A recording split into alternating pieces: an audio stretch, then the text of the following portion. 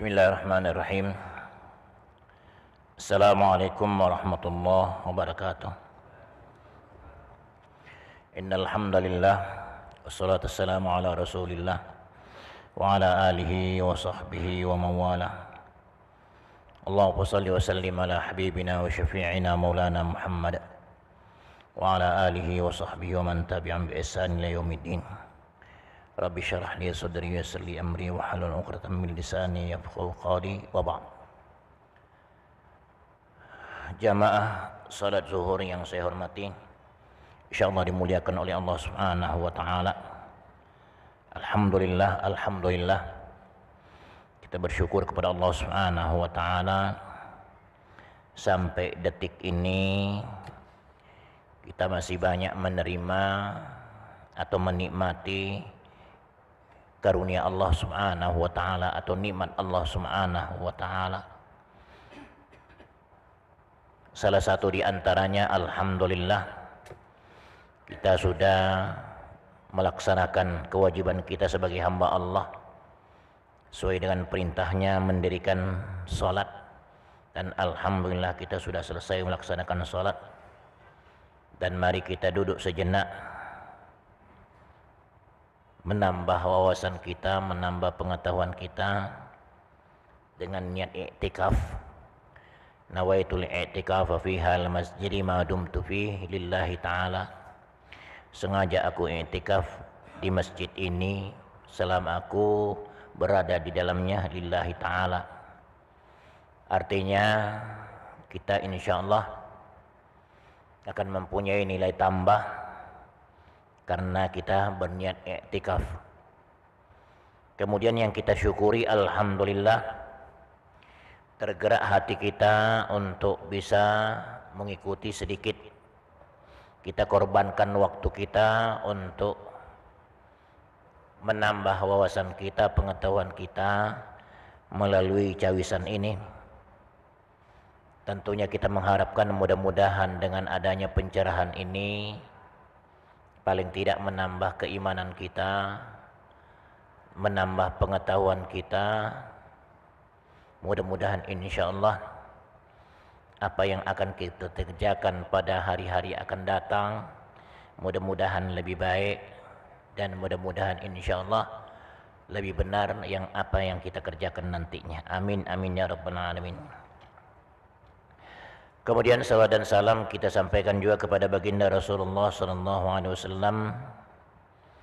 Mari kita sama-sama juga berselawat kepada baginda Rasulullah sallallahu alaihi wasallam, karena salawat itu insyaallah akan dibalas oleh Allah Subhanahu wa taala, dan balasannya itu adalah rahmat Allah, kasih sayang Allah Subhanahu wa taala kepada hambanya. Mari kita sama-sama selalu berselawat kepada junjungan kita besar Muhammad sallallahu alaihi wasallam. Allahumma salli wa sallim wa barik alaihi. Saudara-saudaraku, jamaah sekalian yang saya hormati yang dimuliakan Allah Subhanahu wa taala. Sedikit saya ingin menghimbau, mengajak untuk ikut berpartisipasi mendoakan saudara-saudara kita yang sekarang ini ya kita prihatin, baik yang kita lihat di TV atau yang kita baca di dalam postingan-postingan saudara-saudara kita yang ada di Batam sana yang mati-matian mempertahankan hak miliknya. Kita doakan mudah-mudahan Allah Subhanahu wa taala senantiasa memberikan pertolongan kepada mereka, dan mereka diberikan kesehatan lahir dan batin, dan mudah-mudahan Allah Subhanahu wa taala senantiasa memberikan keimanan yang kuat kepada saudara-saudara kita yang sekarang ini sedang mempertahankan harta dan jiwanya semuanya, ya. Ala hadin niyyah wa ala kulli salihah syai'un lillahi al-Fatihah. A'udzu billahi minasyaitonir rajim. Bismillahirrahmanirrahim. Alhamdulillahi rabbil alamin arrahmanir rahim maliki yaumiddin. Iyyaka na'budu wa iyyaka nasta'in ihdinas siratal mustaqim. Shiratal ladzina an'amta 'alaihim ghairil maghdubi 'alaihim waladdallin. Amin.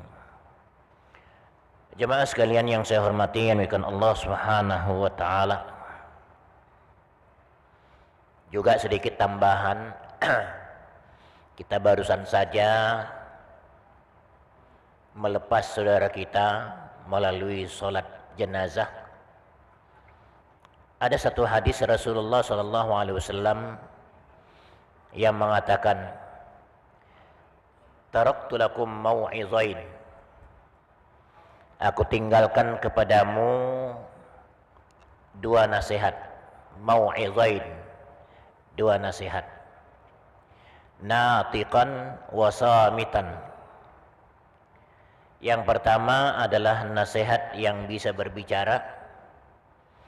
Kemudian yang satunya nasihat bisu atau nasihat yang tidak bisa berbicara.